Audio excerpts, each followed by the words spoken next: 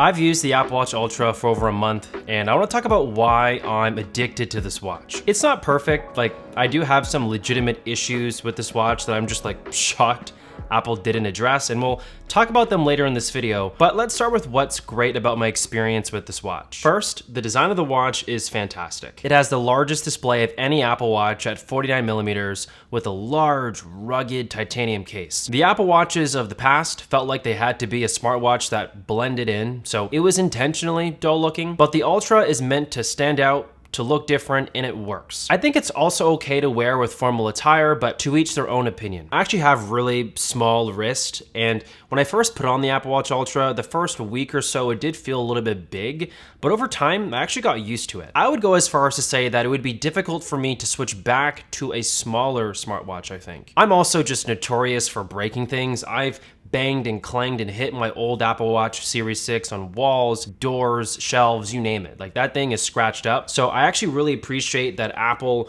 went out of their way to make this the toughest Apple Watch they've ever made. Take a look at this short clip from a YouTuber called TechRax, where they attempt to destroy the glass of this watch with a hammer, but instead the table is actually getting broken into and not the watch itself because of how tough that glass is. The display also does get quite bright. It peaks out at 2000 nits of brightness, which is awesome. Like, it's really enjoyable to use in direct sunlight. A positive side effect of high brightness is that your watch face will also pop very nicely off the watch. Like, I just love that. I will say that I do wish Apple made a titanium black option for the Apple Watch Ultra. I think that just would have looked awesome, and I can't be the only one alone on this one. Part of my sentiment is that I'm not the biggest fan of the color tones of the watch, specifically the orange action button. Honestly, I've just never been a fan of orange. Like, it's okay. I'll admit it does work with this whole adventurer design that they did want to go for. And the button itself is actually pretty useful. I have mine set up to start my walk workout immediately. I usually go on 2 to 3 walks a day. Like, I just love going outside, walking by the lake where I live. Just being able to press one single button and then the workout starts right away. Like, you can't really ask for more. That saves a lot of time. And speaking of workouts, oddly enough, this is actually where I ran into the majority of my downsides with the Apple Watch Ultra. I know, this is a fitness watch, the best that Apple has to offer, and I had problems with my workouts. For example, when I do certain yoga poses that require bending my wrist, the action button will get held down and activate the emergency settings on the watch, which actually can get quite annoying because this happens quite a bit. And I also don't understand why we're not allowed to make phone calls while we want to do a workout at the same time. I love going on long recovery runs, and I would like to call somebody while I go on those runs because they're meant to be done at conversational pace, so I can make sure that I'm running at conversational pace if I'm having a conversation while I'm running, but I can't do that on the Apple Watch Ultra. And this isn't an Apple Watch Ultra only problem. All Apple Watches ever made cannot multitask a phone call while doing something else. You can only do a phone call or the other activity, but you can't do both. And that is just like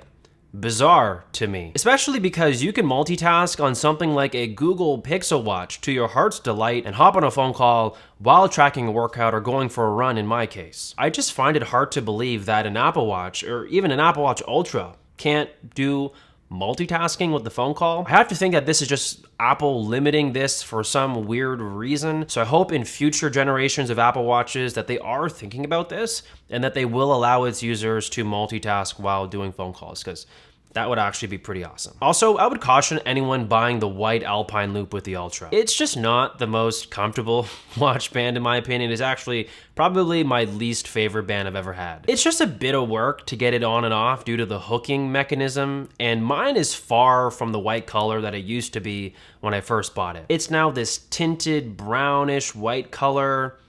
Yeah, I don't use it anymore. I've switched full time to the Nike Sport Band in black because it's sleek, it's Velcro, it's comfortable, and it's actually pretty cheap. Outside of those weird quirks I've had with my experience working out with the Ultra, it's been excellent for the most part, especially if you are somebody that relies on GPS tracking for your workouts like me. I go for runs every week outside, and having accurate GPS, especially living in a city like Toronto and downtown Toronto where GPS usually gets all wacky and a little spotty, the Ultra has been a beast. And this is thanks to the new dual precision GPS tracking built into the watch, and I actually have an example here that will prove to you why it's very valuable. Here is a comparison of the GPS tracking of a run on my Pixel Watch and an Apple Watch Ultra in downtown Toronto, Canada. The Ultra can accurately track my trail on a sidewalk by the water, while the Pixel Watch has me running on water into an off-limits sugar factory, then back over the water back to my trail. The end result of these misfires from the Pixel Watch is that it has me running further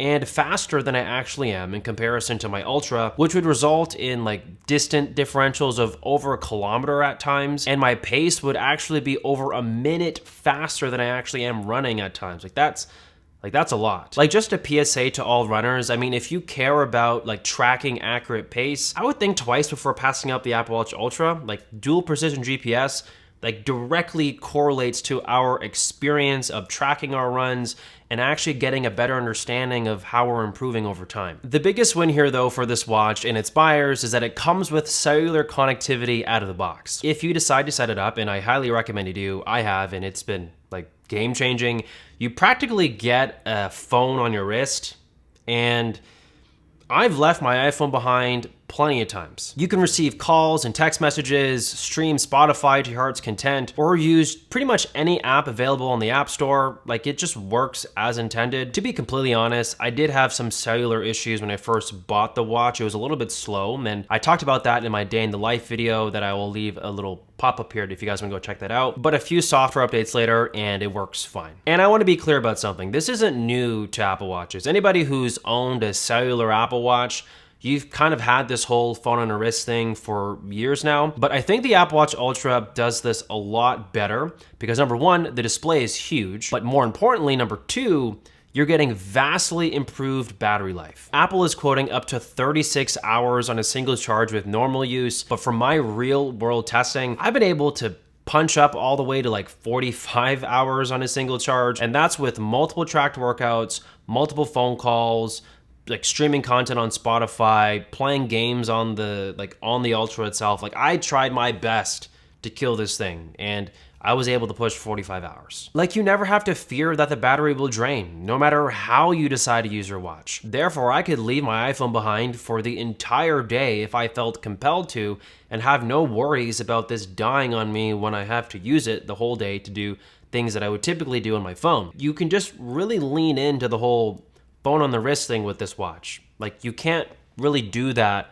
with the other Apple Watches because they will just die midday.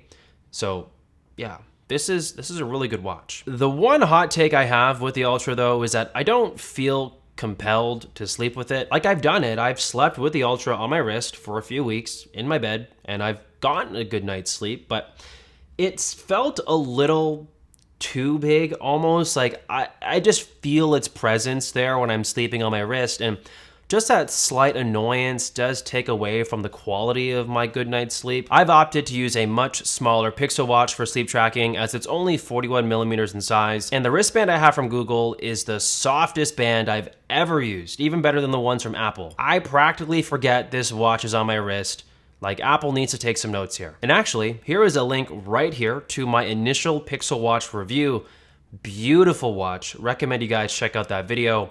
But that's all I have to say about the Apple Watch Ultra. It is quite good, possibly the best smartwatch ever made, but yeah, I'm not sleeping with this. Catch you guys in the next video. Peace.